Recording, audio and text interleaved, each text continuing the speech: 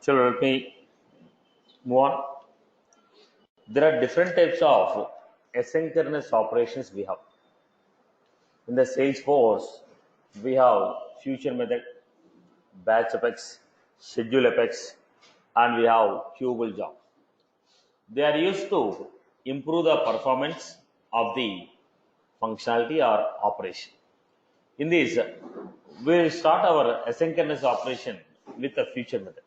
The core objective of asynchronous operation is to handle the operation better to yield better performance.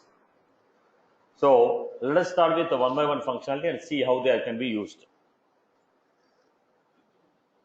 Now let me discuss in general to get the concept. We'll start with the feature method. So let us discuss about what is the purpose of a feature method, how they can be used in general. Let me give a general example. I have a telephone booth boss. At a time, how many people can go on top? I have a telephone booth. At a time, only one can go on top. Am I right? At a time, only one can go on top. Now, group of people are waiting in the queue. I have a group of people waiting in the queue. First, get the theme. We'll see technically how it is implemented. So we have a group of people waiting in the queue. How do they get the turn? How they get the turn? Sequential order. Now people are standing in the queue. So the order in which they are standing, in the same order, they execute. Am I right or wrong? If they are standing in a queue, the order in which you are standing, in the same order you will be executed. Right? Because you follow sequential order. You are not asynchronous, you are synchronous. One after the other will be getting the turn. Unless the A completed, B will not get the turn. Unless the B is completed, C will not get the turn. Because you are running the operation in the sequential order. Okay. Now we have the story. This guy, he want to give a call for 1 minute. This guy,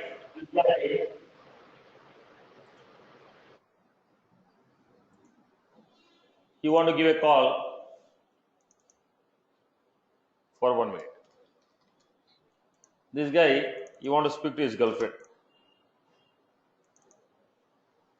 2 minutes. He want to talk to his wife.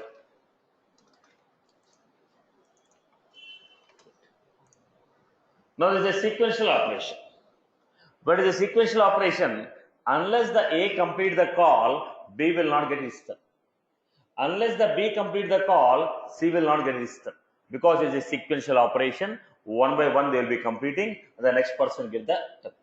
So first guy went inside, within 1 minute he closed the call. Second guy, 1 minute. Third guy, he took 40 minutes, boss. Now, the D has to wait in the queue for 40 minutes to get his turn. The D has to wait in the queue for 40 minutes to get his turn because it is a sequential operation. Unless the C come out, D will not get his turn. Because it is a sequential operation, unless the C complete, D will not get his turn. So the D was waiting for almost 40 minutes to get his turn. Then D went inside, within 2 minutes completed. E went inside, right? It took 20 minutes.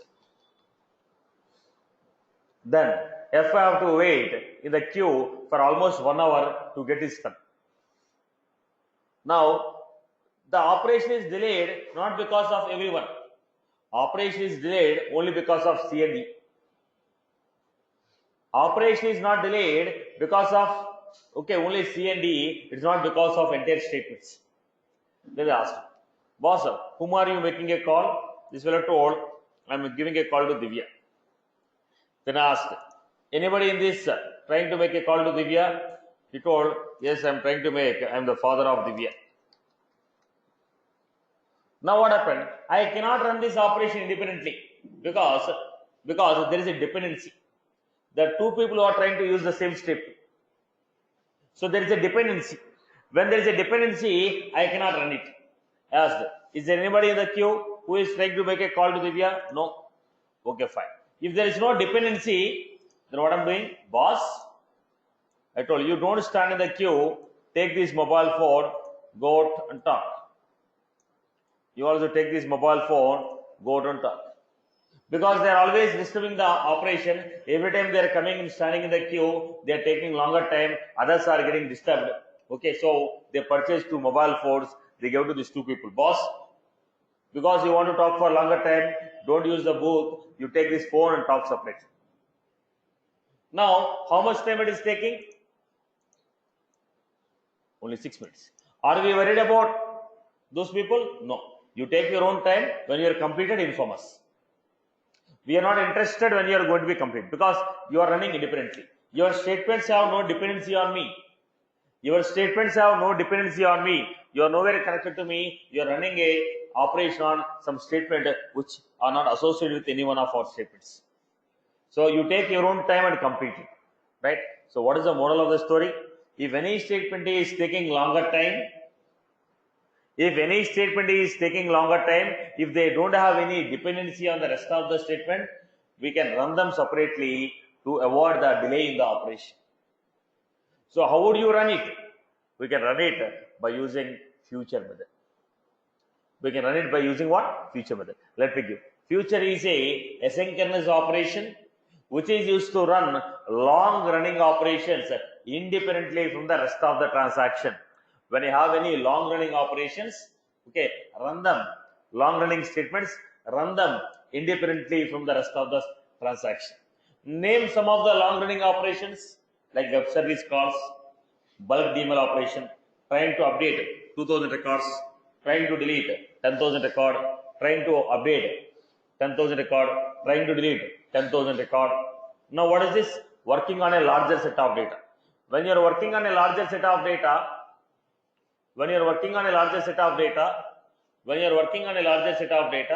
it is better to, okay, it will be obviously delayed, run them separately. Web service calls, bulk DML operations will be taking a lot of time. So any statements which are taking longer time, run those statements independently from the rest of the transaction. If any statements are taking longer time, run those statements independently from the rest of the transaction. Such type of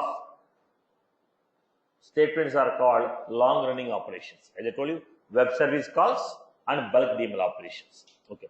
Future is a asynchronous operation which is used to run long running operations or statements independently from the rest of the transaction. Is that was clear for everyone? Got the story? Purpose of it is clear? Okay. Now, let us start with the first example. Let us see technically what is synchronous and what is asynchronous.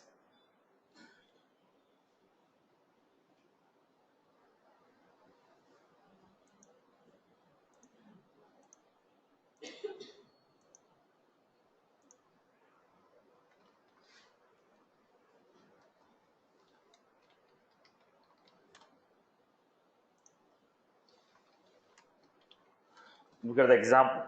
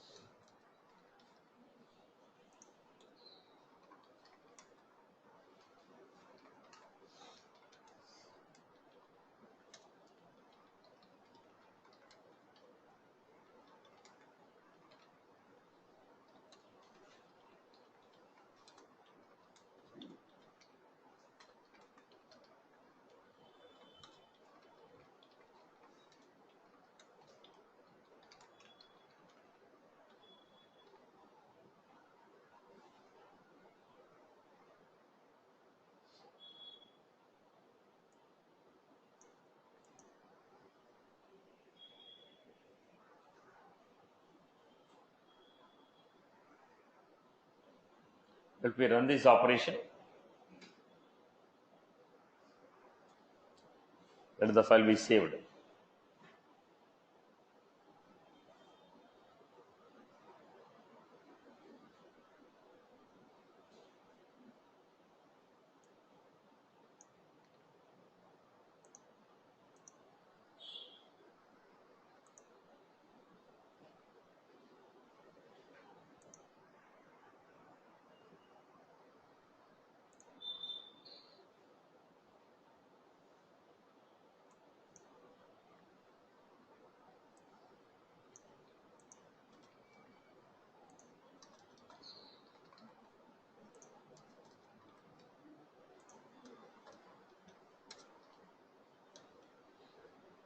So I'm giving a call. Call me.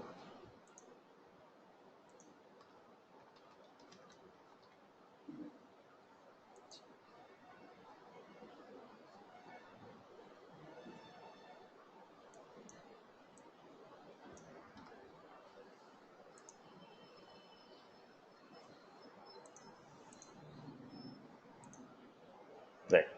So this is how we got it. Now if I execute the show method, it is a sequential operation. Sequential means what? Line number 13, 14, line number 15, 16, 17, line number 18, 19, 20. In the same order they should be executed. So I am going with the future example.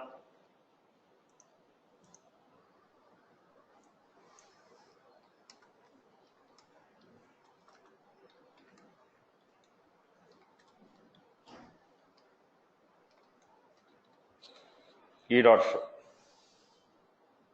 Execute.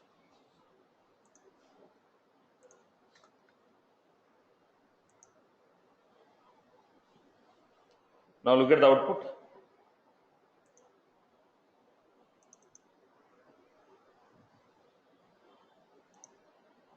What is the operation? 1, 2, show 1, show 2, call me 1, call me 2, call me 3, show 3, show 4, invoke 1, invoke 2, invoke 3, show 5, show 6. Because it is a sequence. 1, show 1, show 2, call me 1, call me 2, call me 3, show 3, show 4, invoke 1, invoke 2, invoke 3, show 5, show 6. It is a sequential operation. Now, the same story, I am converting it. They are running. Show 1, show 2, call me 1, call me 2, call me 3, show 3, show 4, invoke 1, invoke 2, invoke 3, show 5, show 6. Now, what I am doing, I am converting them into future method. How do you convert them into future method? At the rate of future. Public static.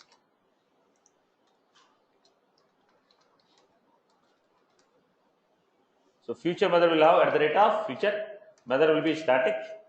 Running time should be void. We'll discuss the rules. First, let us see the output. Execute.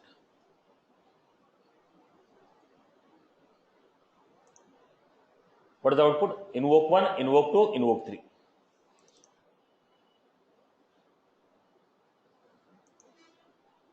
Call me 1, call me 2, call me 3. So they are running independently, right? The show and invoke are running independently. The invoke and call me are running independently. And statements. Show 1, show 2, show 3, show 4, show 5, show 6. So what is happening here? Call me, invoke are running separately. They are running, not running along with the transaction. Because I have defined them as what? Feature.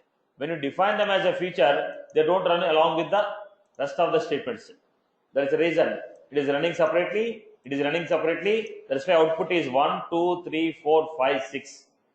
Then call me is running separately. Call me 1, call me 2, call me 3. Invoke 1, invoke 2, invoke 3. Are you getting my point here? If you define any method as a future method, if you define any method as a future method, if you define any method as a future method, then the method is going to run independently from the rest of the transaction. That method is going to run independently from the rest of the transaction. There is a reason why we are taking those operations as future. So whenever we define any method as a future, that operation will run independently from the rest of the transaction. Then how do you define the future method? So if you want to define the future method, the rules what we need to define.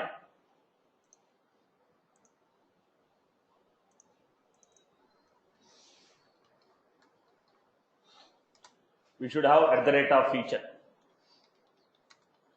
Method should be static. Return type is void.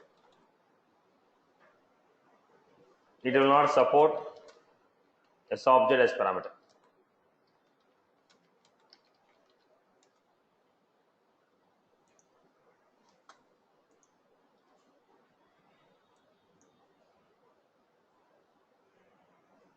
Method is at the rate of feature. Method should be static. Return type is void. It will not support S object as parameter. Method should be defined at the rate of feature. Method should be static. Return type is void. It will not support S object as parameter. It will not support S object as a parameter. So if I want to define future method, what I do?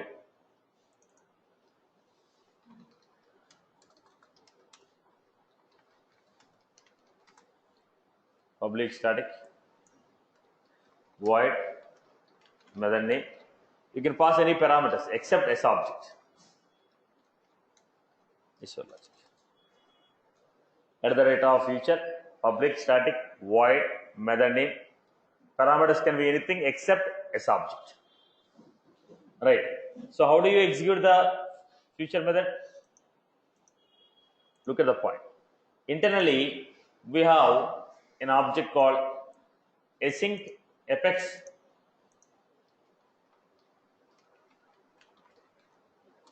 There is a object. This is a standard object.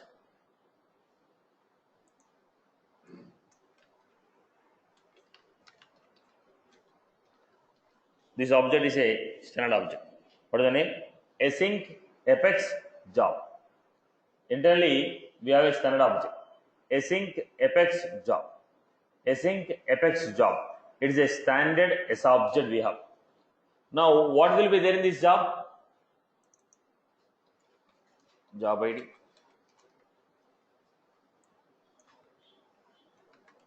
Type of job.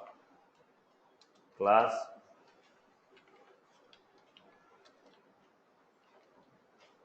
Any job.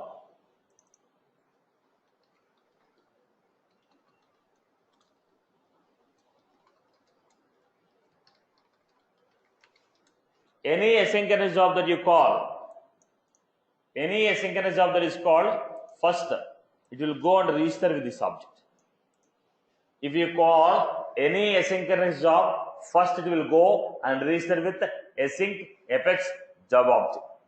Any asynchronous call you give a call, any asynchronous call you make a call to it, first it will go to this async apex job, register here.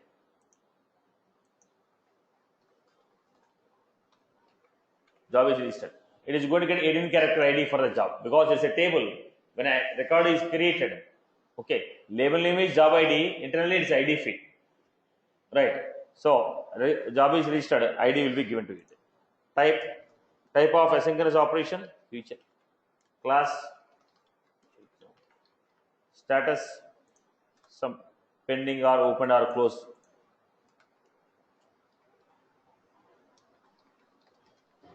The moment job is registered here, immediately the job will be added to queue.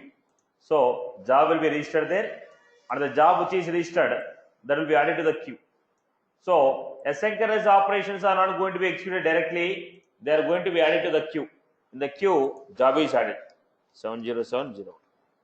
Now this queue, whenever the resource is free, start executing it. So asynchronous operations, we cannot guarantee when they are going to be executed. Asynchronous operations, we cannot guarantee when they will be executed because the job is added to the queue. Based on the availability of resource in the queue, the job will be executed. We cannot guarantee when that asynchronous operations are going to be executed because job is added to the queue. From the queue, the job will be executed. When the job is supposed to be executed from the queue, depends upon the availability of the resource, the job will run. Are you clear about it? So when you call future example or call me, job will be registered with async apex job. Once the job is registered, the job will go and add to the queue. Based on the availability of the resource, the job will be executed. based on the availability of the resource, the job will be executed. Is that was clear for everyone? Right? Is that was clear for everyone? Right. Now job is executed here. Once the job is executed here, once the job is executed here, okay. Now look at the point. When you call register with async apex job, then go to the queue. From the queue, it is going to be registered.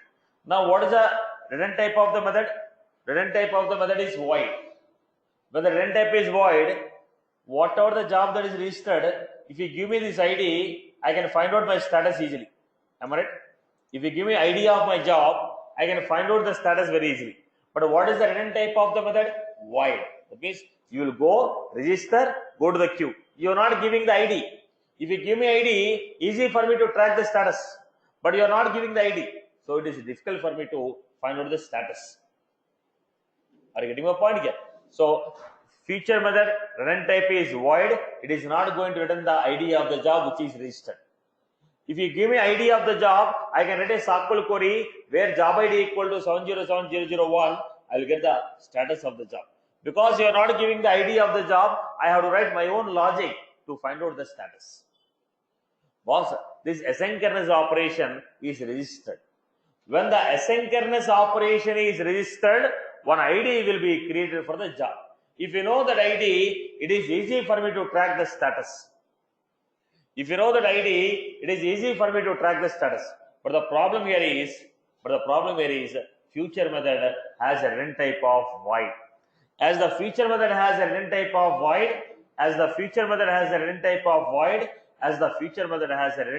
void, it is not going to return the ID of the job which is registered. So I will find difficult to find out the status. I have to write my own custom logic to find out the status. That is one drawback. Second, I told feature method will not support SObject. Why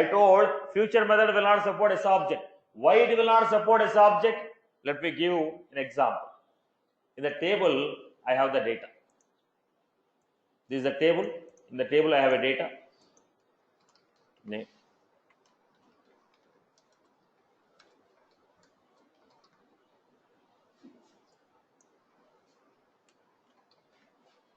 Right.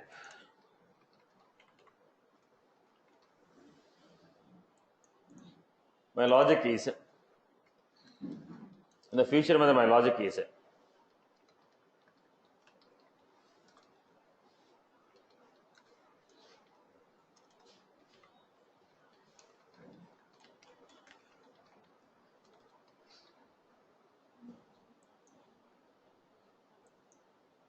this is my logic. Okay. Now, I wrote a SQL query. Let us assume we are passing a subject. I wrote a SQL query. Account ACC equal to select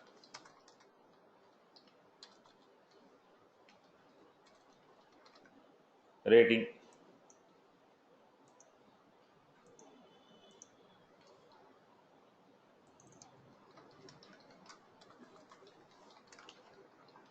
Right, we got the record.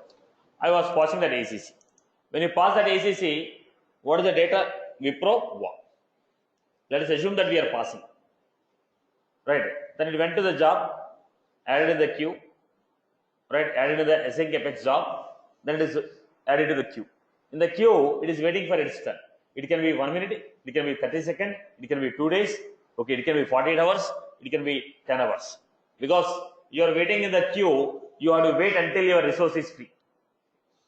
Job is not executed immediately. The job is added to the queue based on the availability of the resource will be executed.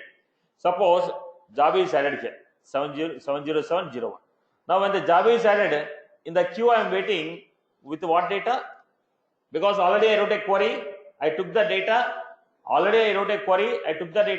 I was waiting with Wipro. You gave me a data called Wipro warm. I took the data. I was waiting in the queue for my turn. Let us say it took 5 minutes or it took 1 hour because of some long running operations. Okay, on the same data, 1 hour it has taken. During this 1 hour, somebody opened this record. They modified the record as hot. The job is added to the queue. In the queue, you are waiting with the data called Wipro1, because already you collected the data. You collected the data of ACC. You are standing in the queue for your turn. When you are standing in the queue for your turn, somebody at the back end modified the data as Wipro hot. But already you collected the data. If you have not collected the data, I will ask for the fresh data. Already you collected the data. With the data, you are standing in the queue. But when you are standing in the queue, somebody at the back end, they modified the data. But that is not known to you. Still, you have the data called Wipro1. Now, when you get your turn, you are running your logic on what? Wipro1. When you say Wipro1, yes, condition is true. The customer becomes new customer. But as per the logic, but as per the business, what is the value now? Value is hot. Value is hot. You are not supposed to run. Why this problem is happening? Because you are not running immediately. If you collect the data, run the logic immediately, there is no problem. You are collecting the data, waiting in the queue, then you are running. While you are waiting in the queue, if somebody make any changes on the data, that will not be known to you. So the mismatch in the logic will happen. There is a reason they say we will not support SObjects in future method. I hope you got the story. I hope you got the story. You are collecting the data, waiting in the queue. While you are waiting in the queue, somebody is trying to modify the data at the back end. That will not be notified to you. Then the changes which are made on SObject will not be notified. You still run your logic on old data. That may impact your business logic. Right? I hope you are good with this. So this will lead to problems. That's the reason. This will lead to problem. Okay. There is a reason why they say. There's a reason why they say we will not support SObject. So any asynchronous operation that is running should be registered with async apex job. After registering, you will get an ID. Okay. With that ID, you will go to queue and wait for your turn. While you are waiting for the turn, you may get the choice immediately, or you may get the turn after some time. During this time, somebody should not modify the data. That is the reason SObject is not supported. Now tell me two drawbacks of feature method. One drawback is it is not going to give you the job ID which is registered. Second drawback is it is not supporting SObjects as parameter. Is that was clear for everyone? Okay. Purpose of feature method to handle long running operation or to handle web service calls in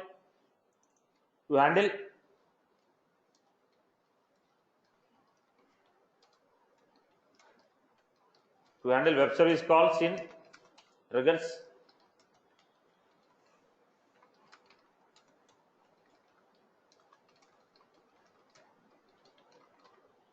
So purpose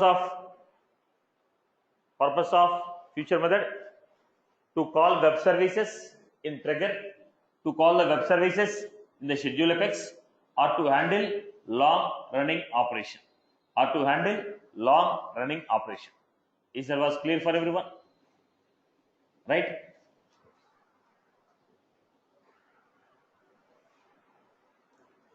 Yeah, hello Satish. Yes, sir. So technically we can perform DML operations in future class, right? Yes. Parameter cannot be passed. Doesn't mean that we cannot write a logic. Feature is used for writing a logic only, no? Okay. Yeah. Okay. Right. Next one. I hope you got the story. At the rate of feature, static, void, method name can be anything, parameters can be anything apart from SObject. Okay. Now, let us see one of the example.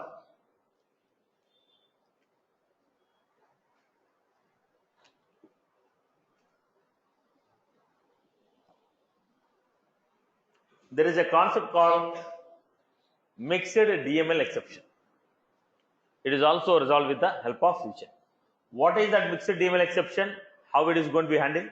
Let us see this. Mixed DML exception and how it is going to be handled.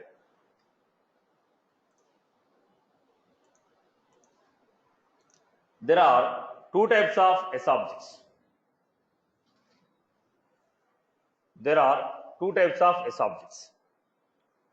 Look at the point. Let me make general to get the concept right. There is a concept called mixed DML exception. Now let us say there are a group of friends. I'm just making generalized to get the concept right. Otherwise, you find it difficult to understand this.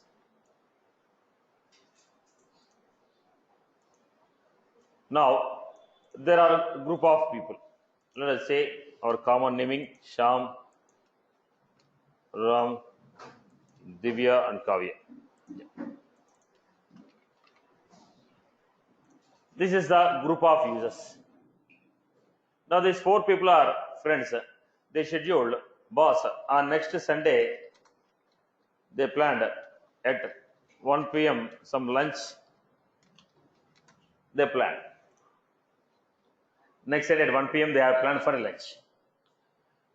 This Ram, on Tuesday, he got a call saying that Sunday there is a deployment.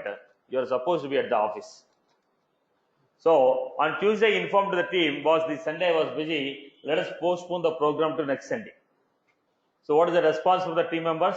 No problem. You can join. We can also go for lunch next week. This week will push off. So your plan changed. Team plan doesn't change. Right? You had some issue. You informed well in advance that I was occupied on the Sunday. We'll postpone this program to next Sunday. But team is reluctant. Boss, your plan is changed, but your team plan is not changed.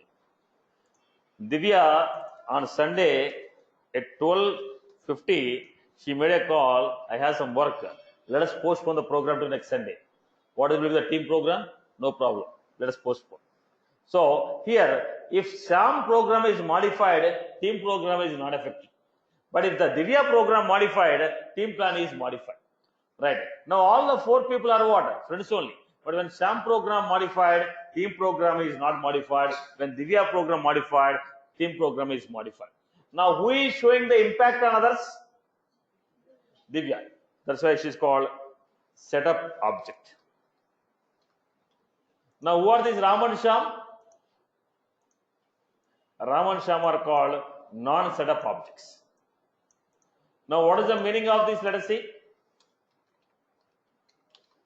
What is the meaning of this? Boss, changes on you impact the permissions of other people on the database.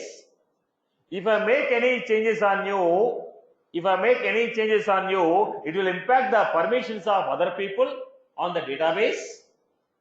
Then you are called a setup object. The changes which are made on Divya is impacting the permissions of other people also. That's why Divya and Kavya are called setup objects. The changes what I make on you, it is not impacting the permissions of other people. That's why you are called non-setup object. So when you are making a DML operation, objects are classified into 2 types. When you are making a DML operation, objects are classified into 2 types. Setup object and non-setup object. Objects on which if I make a DML, that will impact the permissions of user, then they are called setup objects. Example, I have a user, Sham, profile is system admin.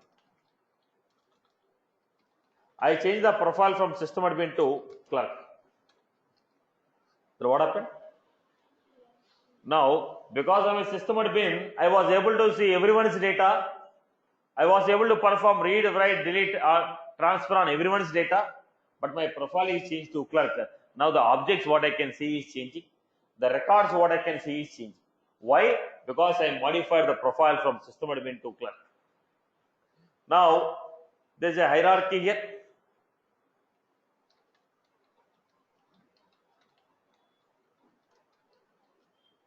Executive.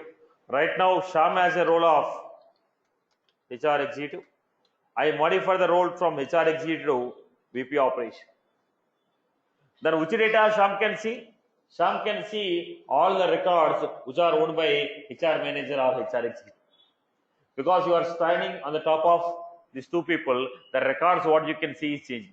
Previously you are able to see only your data, but you are able to see others' data now. Others are not able to see your data. Now the changes what I made is impacting the permissions on the data for the user. Then these objects are called setup objects. I hope you got the story. The changes, the DML changes what I am making. If I am making a DML operation on a table, that is impacting the permissions of the user on the database, then those objects are called setup objects. Rest all the objects are called non-setup objects. Is that was clear for everyone? People followed up? Clear for everyone? So now what is the problem with this setup and non-setup? What is the problem with the setup and non-setup? Boss, within the same method, I cannot make a DML on setup and non-setup objects together. Within the same method, I cannot make a DML operation on setup and non-setup objects together. If you try to make a DML on setup and non-setup objects together, then it is going to throw an exception called mixed DML exception. That is going to throw an exception called mixed DML exception, right? That is going to be called as mixed DML exception. Now, what are the setup objects? Field permission, group member, field permissions, group member, object permissions, permission set. All these are what? Setup objects. Except these, rest all are non-setup objects. Out of this also, what are the frequently used objects are there? Group member,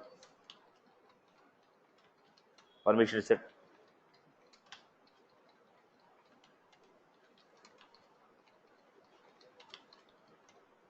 user, then queue is object. These type of objects are there. So these objects, rest all are there, but generally we don't use them. Okay.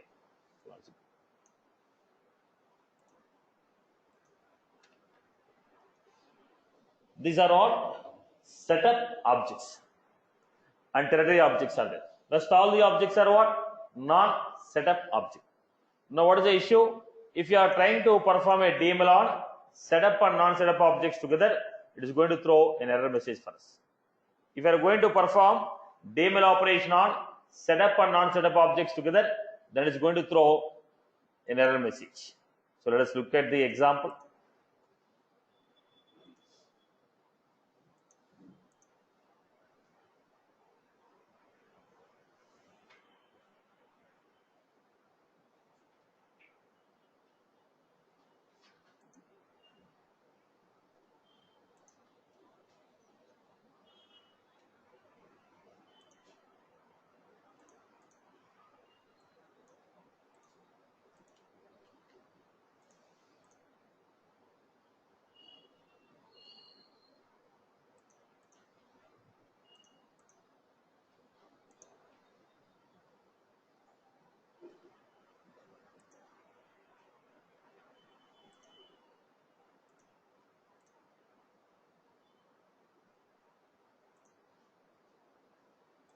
Okay, let us take an example.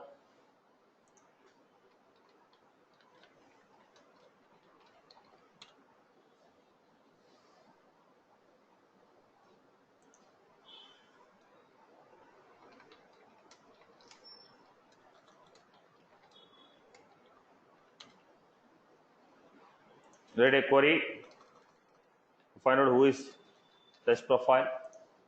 We are creating a user, email ID,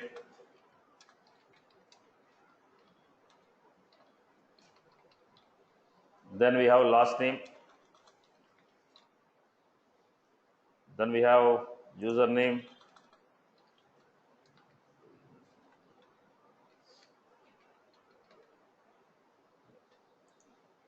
we are trying to insert the user at the same time. So user is what? Setup object. User is what? Setup object. Account is what? Non-setup object. Within the same method, we are trying to perform DML on setup and non-setup. This is a DML on setup. This is a DML on non-setup. If you are trying to perform a DML on setup and non-setup together,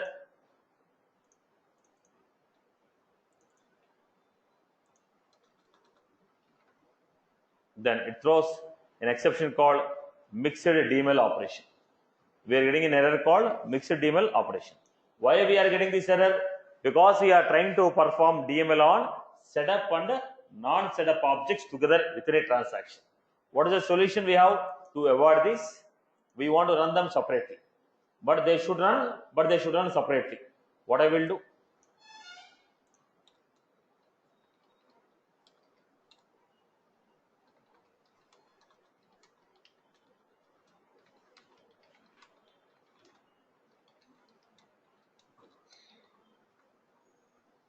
When I define as a feature method, what will happen?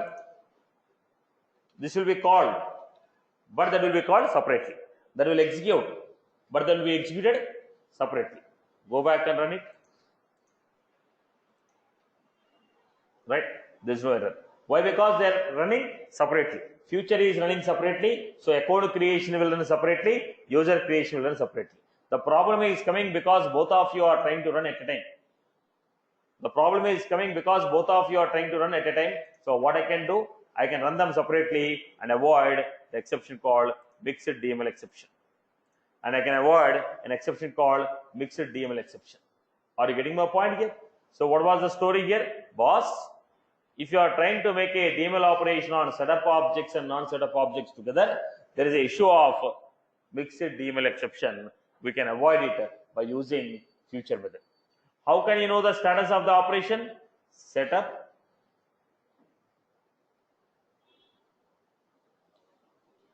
monitor,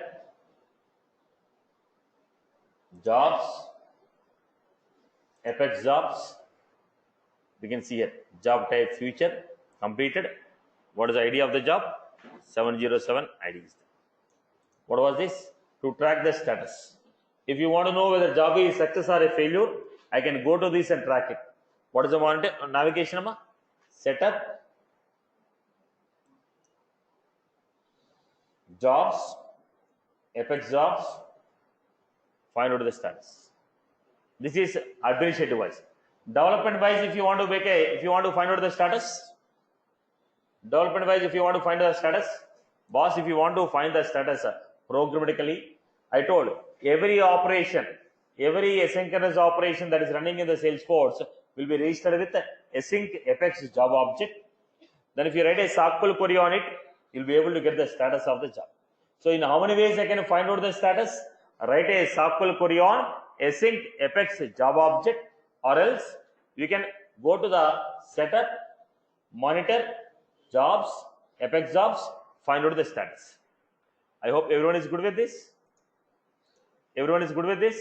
Clear for everyone? Now, okay. Now let us see the next operation.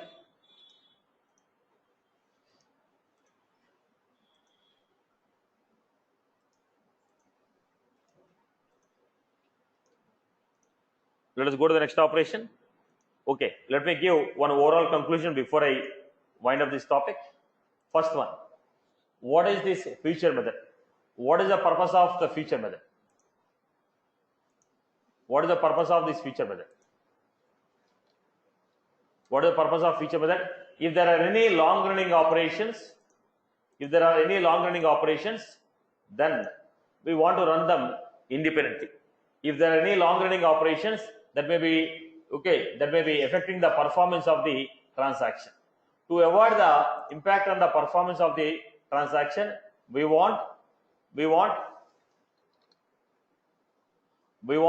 transaction, we want those statements to run independently. Any statements within the transaction which are taking longer time, we want those statements to run independently from the rest of the transaction. Then how do you run it? By defining them as feature method. How do you define them as feature method? How do you define them as a feature method? By giving at the rate of future. And method should be what? Static. Return type should be what? Void. Future method accepts the parameter but not S object. Other than S object, it will accept everything. Now why it is not accepting S object? Right? Because any asynchronous job which is running, that is not going to run immediately. any asynchronous job that is running, it is not going to run immediately. It will take its own time in the queue to run it, because all the asynchronous jobs are added to the queue. All the asynchronous jobs are added to the queue. From the queue they have to run it. All the asynchronous jobs are added to the queue. From the queue they are going to run it.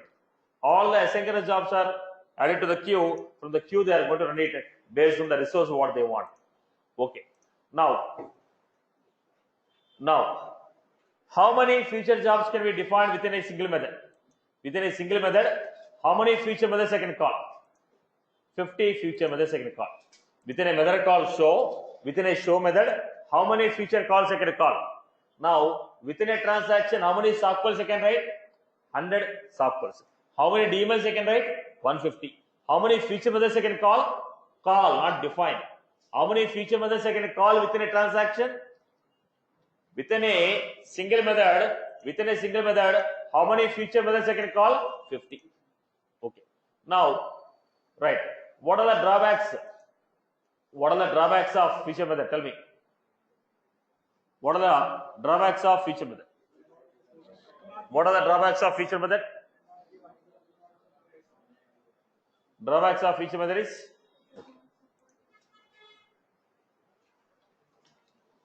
it will not return any job ID. Next one. It will not return the job ID. Next one. It is not going to support SObject. And the third one is future method cannot be called within the feature method. Future method cannot call within the another feature method. Future method cannot be called from future method. Future method cannot be called from future method. Future method cannot be called from future method. Again, I repeat it. Future method cannot be called from future method. Future method cannot be called from future method. Okay. Next one. Next one. I told future method will not allow you to. I told future method will not allow you to pass SObject. But your business requirement says you need to pass SObject. How will you pass? Your future method says I will not allow SObject as a parameter, right? But your business requirement says you have to pass SObject. Then how will you pass? Your future method says I will not allow SObjects as parameter. But your business requirement says you need to pass SObject. Then how will you support? Then in their case, we need to convert the SObject in the form of string and pass it. We need to convert the SObject in the form of string. How can you pass SObject in the form of string? JSON, XML. Okay, in the integration, we'll be learning this concept called serialization and deserialization. We'll serialize the data, pass the data. Boss, SObject cannot be passed directly. What I can do? I can convert them into JSON string. I can convert them into XML string, and I can pass. What was this concept called? Serialization. SObjects are not supported in the future method.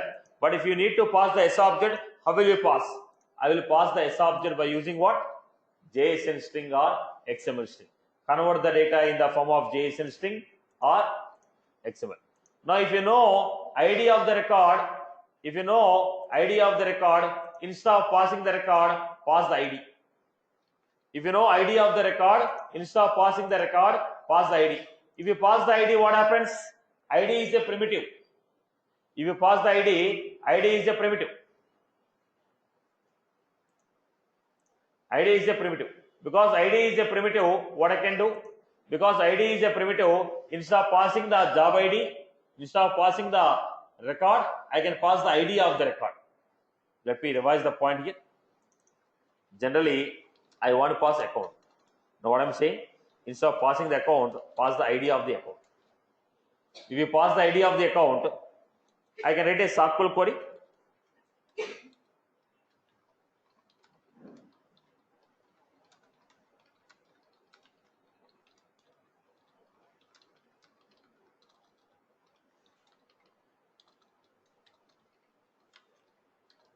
I can write a SQL query, get the data. You cannot pass a record, but record ID is primitive only, no. Record is not primitive, but ID is primitive only, no. Instead of passing the record, pass the record ID. If you pass the record ID, I can write a SQL query in the future method, get that record. You cannot pass the record, but you can pass ID of the record. ID is what? Primitive data type. ID is what? Primitive data type. ID is what? Primitive data type. So instead of passing the ID, instead of passing the record, pass the record ID. So look at the story, boss. This is the operation, right?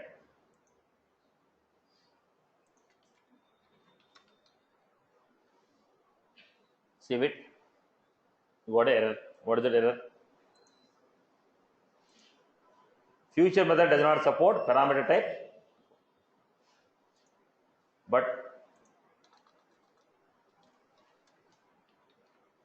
ID is what? Primitive.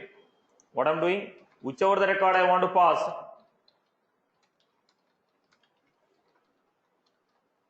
pass that ID.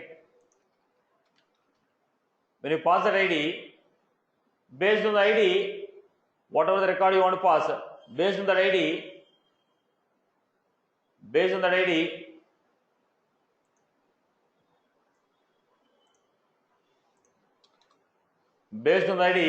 I will write a SQL query and find out the record. Right? S object is not supported, but ID of the record can be passed. When you pass the ID of the record, based on the ID, I can invoke it. Is that was clear? Okay. What is the next point I told? Future method will not support future method.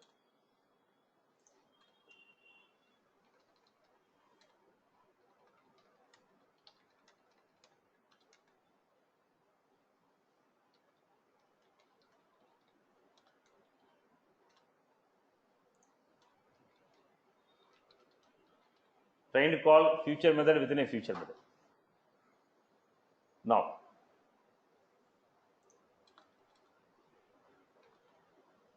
trying to call future method within a future method. Okay. Now I'm trying to run this program.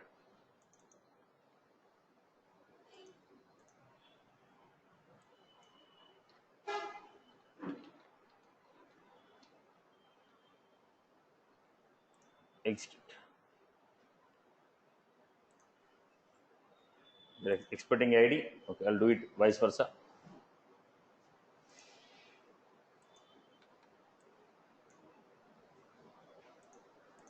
They're expecting ID of the record.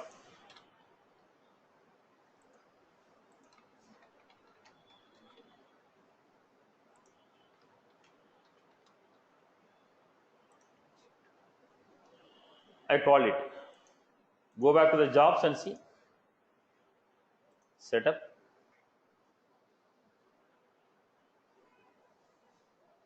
Jobs. Apex jobs. Error. Future method cannot be called from future method.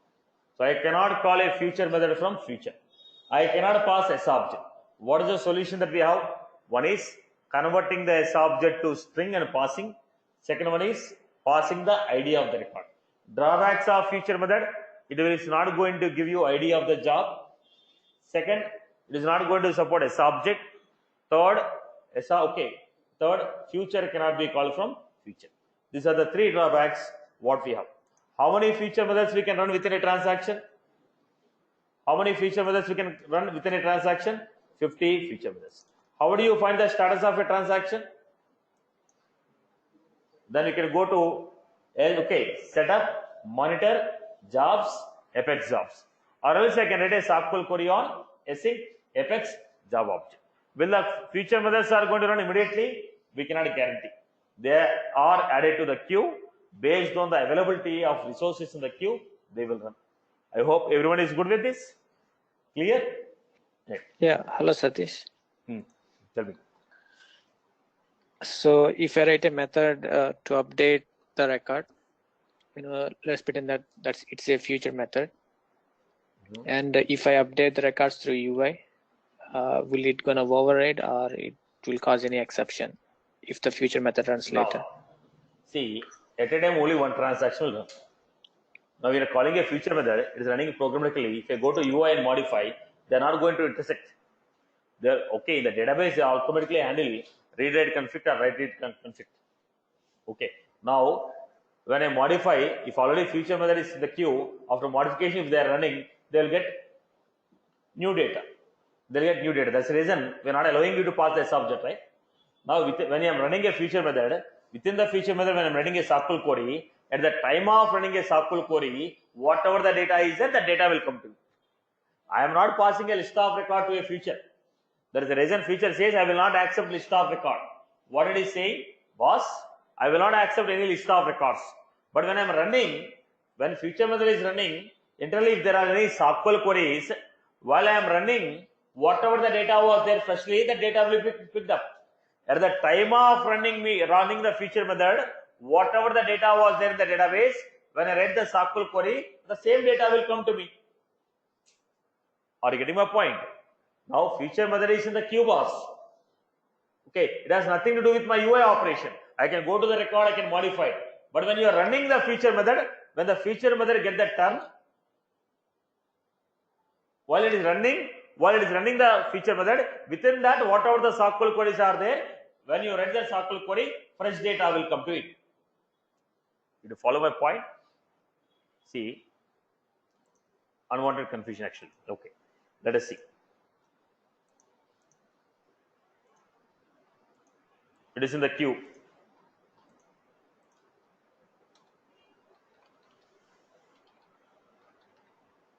Right. In the queue, the feature method,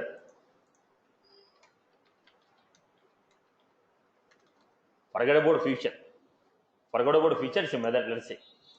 If I read a SQL query, when you run the call me, which data will come? Which data will come? Old data will come, or while running the SQL query, whatever the data is there, that data will come. Am I right? Am I right or no? While running the SQL query, whatever the data is there, that data will come. There's a choice. Is this, now you call this method, it is in the queue.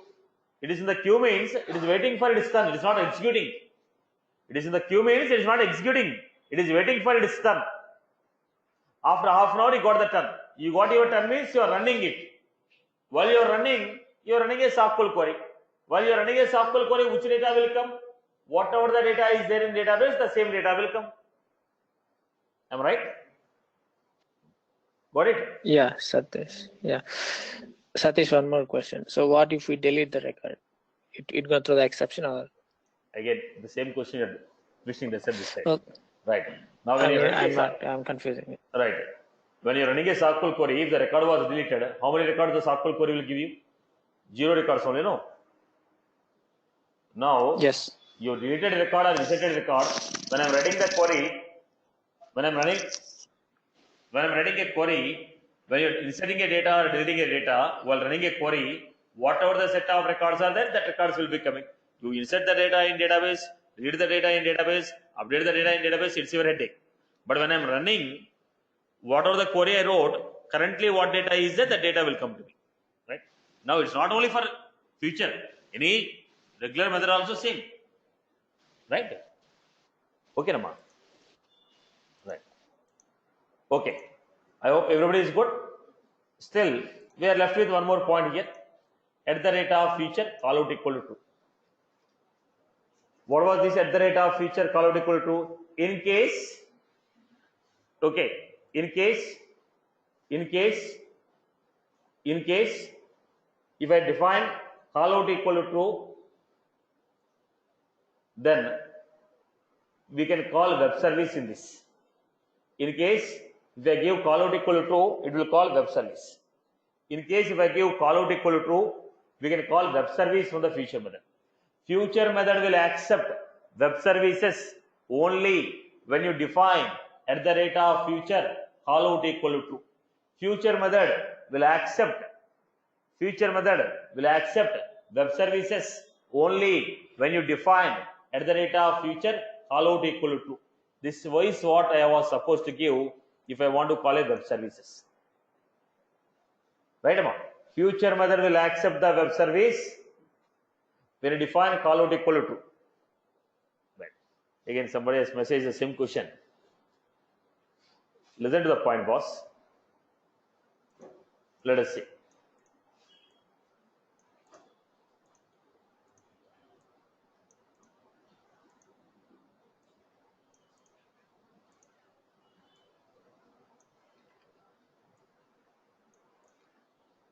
Right.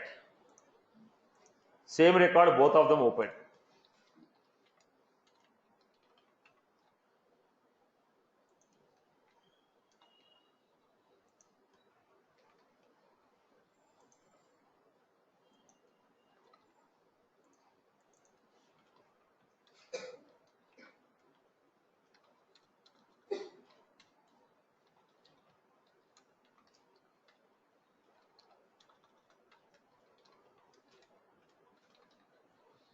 Both of them are open same record.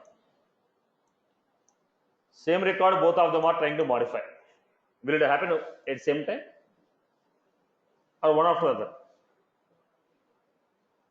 Two people are trying to open the same record, trying to modify the record. Will it happen at the same time? It will happen, right? No, right? So what is that? It is a database concept. Internally, whoever is designing the database, they have to take care about read-write conflict, write-write conflict. They have to take any database will take care about their operation. At a time, in a single, at a same millisecond, two transactions will not be happening on the same record. At the same time stamp, two transactions will not happen on the same record. Now it is a read-write conflict, write-write conflict, which will be handled in the database operations. Got it? Now I have been telling you the same point. When the resource is available, then only the future method will run. Resource is available means now there is no operation going on it on this. Let me take the record and make a operation. When I am running the operation, now it will ensure that nobody will modify the data. While I am running the operation, it is the concept of the database to handle, see that nobody modify the data. The timestamp. Otherwise, what will happen? Write conflict, read-write conflict. This type of errors will be coming. Right? So when you are making an operation, while you are running the operation, no other operation will be running on the same record. After you perform the operation, then your next operation record is deleted. Are you getting my point? Now, if I am performing an operation, while my statement is executing, not the transaction. By the time I am executing the statement in the transaction, by the time I am executing the statement in the transaction, if the resource is free, then only my operation will be performed. By the time I am performing the operation on the statement, not an entire transaction. In the transaction, we have line 1, line 2, line 3, line 4, line 5, line 6, line 10, line 100. My DML statement is at line 100. By the time I came to line 100, if the record is free, then only the DML will be performed. Otherwise, the DML will not be performed. By the time I came to the line number 100, at that time, whatever the record is there, on that record will be performed. It is not transaction. While I am running the transaction also, in the transaction there are 100 lines. In the 100 line, I have a DML. By the time I came to 100 line for making a DML, if the record is still available, it will perform. If the record is not available, it will avoid. Got it? I hope you got my point here. Right? Okay. See, in a single timestamp, 10:30, 20 seconds, 10 milliseconds, other transactions, okay, 10:30, 20 seconds, 10 milliseconds, at the same time on a record, same operation, okay, two DML operations will not be performed. Now it is a concept of the database to handle that read-write, write-write conflicts. Any database designer should ensure that these conflicts will be avoided. Right? Any database provider should ensure that this read-write, write-write conflicts will be avoided on the data.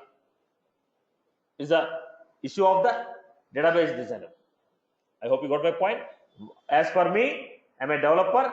When my statement is running, by the time my statement is running, if the record is there, I will perform. Record is there, not there, throw error.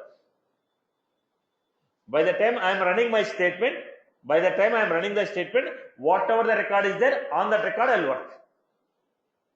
If record is not there by the time I came to, if my transaction started, 1000 lines transaction, I am at 900 line. In the 900 line, I made a DML. By the time I came to 900 line, okay, the record was not there. I will throw error message. Getting my point here?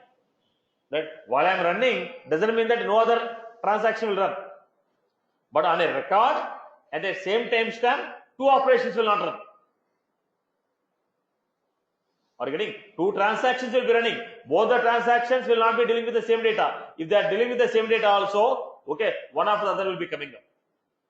By the time I came to that particular statement, whatever the data is there, the data will be used for my operation. Right? Are you clear about it? Fine. So let's move on. Quickly, let's revise the point. I thought of closing the queue also, went for discussion. Right. Okay. Now look at the point. What is a future method? It is a asynchronous operation. What is the purpose of future method? In the transaction, if there are any long running operations in the transaction, if there are any long running operations, we want to run those operations, long running statements, we want to run those statements independently from the rest of the transaction. Give me some examples of long running statements. Bulk DML. Bulk DML means putting the data in a list, performing the DML on a list. DML on 10,000 record, DML on 15,000 record, bulk DML operation or web service calls. Okay. Now, when I make a request to third party system, it will take 10 seconds, 20 seconds, 30 seconds. 30 seconds is also a delayed operation. Now, long running operations are web service calls or bulk DML operation. Then we go for a future method. How do you define a future method? At the rate of future. If I want to call a web service, what should I do? At the rate of future, call out equal to true. How do you define a future? Static, void, and method with parameters. Any parameter is accepted except asObject. Why? No asynchronous job is going to run immediately. No asynchronous job is going to run immediately. Now, what are the drawbacks of future method? No, it will not give the job ID. It is not going to accept future within a future, and it will not support asObject. If your business requirement needs asObject to be passed, what will you do? Convert the asObject into JSON string or XML string and pass it. Or instead of asObject, if you know ID, pass the ID of the record. How many future jobs can be defined? 50 future jobs can be called within a transaction. Is that was clear for everyone? Well, now tell me one other example what we can use. Mixed DML exception. What is that mixed DML exception? Mixed DML exception. What is that mixed DML exception? Mixed DML exception means mixed DML exception. What is that mixed DML exception? First one. Mixed DML exception. First one. asObject are classified into two types: setup and non-setup. While you are performing a DML, it is classified into two types. One is setup object, second one is non-setup object. Setup objects on which if you make any DML operation, it may impact the permissions of the users on database, like modifying the profile of a user, modifying the role of a user, modifying the group member, that may impact the permissions. So those are called setup, like group member, profile, permission set, user role, territory, object permission, field permissions. Non-setup objects on which if you make a DML, that will not impact the permissions of the user. They are called as non-setup objects. They are called as non-setup objects. They are called as non-setup objects. What is the problem here? If you try to perform a DML on setup objects and non-setup objects together, then it is going to throw error message. What error? Mixed DML exception. How do you resolve it? We resolve it by using future method. Why future method? If I use a future method, they are going to run independently, so we can resolve the issue. If I give future method, they are going to run independently, we can resolve the issue. I hope you are good with this. Clear for everyone? Right, Emma? Okay. Chalo. That's all from my end for the day.